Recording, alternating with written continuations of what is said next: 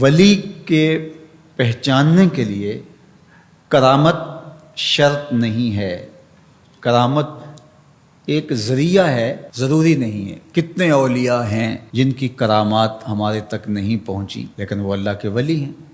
سب سے بڑے ولی اس امت کے صحابہ تھے، ان میں سے کتنے کی کرامات ہمارے پاس پہنچی ہیں لیکن ہم انہیں اللہ کا ولی مانتے ہیں۔ تو یہ کوئی شرط نہیں ہے، شرط ایمان اور تقوی ہے، اور باقی احادیث میں مختلف ان کی علامتیں بتائی گئی ہیں۔ الذین اذا رأوا ذکر اللہ، ایمان اور تقوی سے متصف بندگان خدا کی ایک علامت یہ ہے جب تم ان کی صحبت میں بیٹھو تمہیں خدا یاد آ جائے، اللہ کی یاد آنے لگے۔ تو کرامت معیار ولایت نہیں ہے اور شرط ولایت بھی نہیں ہے۔ تھوک کے حساب سے مارکیٹ میں بہت سارے لوگوں کی جعلی کرامات موجود ہیں، تو اولیاء کے لیے ہم عقیدت اور محبت کے جذبات رکھتے ہیں تو پھر مارکیٹ میں 2 نمبر بھی اس کا آئے گا۔ اور ہمیں پتہ ہے غذائی اجناس سے لے کر کے ادویات تک اور دیگر ضروریات زندگی تک کہ اصل کیا ہے اور نقل کیا ہے، تو ہمیں اس میں بھی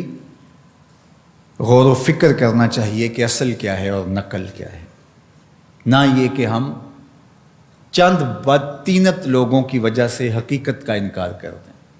تو آج بھی کچھ لوگ ہیں جو کہتے ہیں جی چھوڑو، ہم نہیں مانتے کرامتوں شرامتوں کو، اس طرح کے لفظ بولتے ہیں، جبکہ کرامت کا من حیث الکرامت انکار کفر ہے۔ اگر کوئی کہے میں کرامت کو ہی نہیں مانتا تو یہ کفر ہے۔ وہ کرامتیں جن کا بیان قرآن مجید میں موجود ہے، جس طرح آصف بن برخیہ کا تخت بلقیس لانا، حضرت مریم سلام اللہ علیہا کے حجرے میں بے موسم پھلوں کا آنا، اصحاب کہف کا 300 سے زائد سال کا عرصہ سوئے رہنا کھائے پیے بغیر، اور رب ان کی کروٹیں بھی بدلتا رہا، یہ قرآن میں مذکور ہے۔ تو اس کا انکار بھی کفر ہے، قرآن کا انکار لازم آتا ہے۔ اگر کسی کرامت کا بیان حدیث متواتر میں ہو تو اس کا انکار بھی کفر ہے، لیکن ایسی کوئی کرامت نہیں جس کا ذکر حدیث متواتر میں ہو۔ البتہ احادیث مشہورہ اور احادیث احاد میں کرامات کا بیان موجود ہے، تو ان کا انکار بھی گمراہی ہے۔ جس طرح وہ 3 لوگ جو غار میں پھنس گئے تھے، انہوں نے پھر دعائیں کی اور پتھر ہٹا۔ جریج کا واقعہ موجود ہے، صحابہ کی کرامات موجود ہیں، حضرت عمر کے رکے سے دریائے نیل کا چلنا، اس طرح جو مسلمہ بزرگ ہیں ان کی کرامات کا انکار کرنا محرومی ہے۔ لیکن یہ بات بھی ذہن میں رکھے کہ کرامت اللہ کی طرف سے بندے کو دی جانے والی ایک عزت ہے، لیکن ولی کی زندگی کا مقصود رضائے الہی کی طلب ہے، کرامتوں کی طلب نہیں۔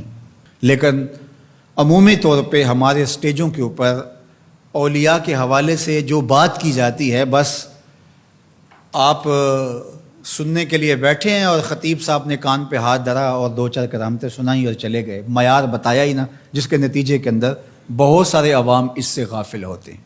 میں اللہ کا شکر ادا کرتا ہوں کہ ہم نے ہمیشہ اس بات کا التزام کیا ہے کہ لوگوں کے سامنے پوری تصویر رکھیں، کیونکہ مجھے اس بات کا احساس ہے کہ آپ لوگ کتنی محنت کر کے کہاں کہاں سے چل کے آتے ہیں، پورے پاکستان میں بلکہ پوری دنیا میں ہم جہاں گئے ہیں، ہمارے سامنے جو لوگ آ کے بیٹھتے ہیں زیادہ تر طبقہ باشعور لوگوں کا ہوتا ہے، تو پھر ہماری ذمہ داریاں اور زیادہ بڑھ جاتی ہیں کہ ہم جو ہے وہ ان کے سامنے وہ بات کریں جو بات کرنی چاہیے۔ اس منبر سے آپ کو وہ چیز نہیں ملے گی جو عوام کی ڈیمانڈ ہوگی، وہ چیز ملے گی جو عوام کی حقیقی ضرورت ہوگی۔ اس پر میں بھی اللہ کا شکر ادا کرتا ہوں، اس پر آپ کو بھی اللہ کا شکر ادا کرنا چاہیے، اور نہ یہ کہ کچھ 2 نمبر لوگوں کے رد عمل میں ہم حقیقت کا انکار کر دیں، جس طرح معتزلہ کر رہے ہیں، اور ایک طبقہ وہ ہے جو رتب و یابس کو قبول کر رہا ہے، اور آپ نے ایسے شخص، ایسے لوگ کہ جو اچھے انسان بھی نہیں ہیں، لوگوں کو دیکھا ہے کہ ان کو ولی مان رہے ہیں اور ان سے اپنی حاجتیں طلب کر رہے ہیں، ان کو ہادی مان رہے ہیں، مرشد مان رہے ہیں۔ وہ شخص جو خود آشنا بھی نہیں ہے، وہ تمہیں منزل آشنا کیسے کرے گا؟ میں کتنے لوگوں کو جانتا ہوں جن کو فہم دین ہی میسر نہیں ہے. یہ میں ان لوگوں کی بات نہیں کر رہا جو منہ دراز ہیں اور بالکل ننگ دھڑنگ ہیں، ان کی بات نہیں کر رہا. جو بظاہر حلیے میں بھی ہیں ان کا فہم دین ہی ناقص ہے. کتنے ایسے علماء کو جانتا ہوں ان کی توحید کا تصور ناقص ہے. تو یہ بدبختی ہوتی ہے. اب وہ کیا کسی کی رہنمائی کریں گے؟ جو خود ڈوب رہا ہے وہ کسی کا ہاتھ کیسے پکڑے گا؟ لیکن عوام ظاہر ہے ان کے گرد آئے، ان کا کاروبار چمک رہا ہے، اور کرامتیں ہیں کہ تھوک کے حساب سے بنتی ہیں، اور پھر اس کی مارکیٹنگ کرنے والے بھی ہوتے ہیں، اور پھر اسی بنیاد پر ہی جو ہے وہ ان کا سارا سلسلہ چلتا ہے. اللہ کے ولی یہ نہیں چاہتے کہ ہماری کرامات ظاہر ہوں اور لوگ ہماری طرف لپکیں ہماری کرامت کی وجہ سے. یہ نہیں ہے. الکرامات حیض الرجال. جس طرح عورتیں ایام مخصوصہ کو چھپاتی ہیں، اللہ کے ولی بھی چھپاتے ہیں. وہ نہیں چاہتے کہ ہم اس حوالے سے جو ہے وہ پہچانے جائیں.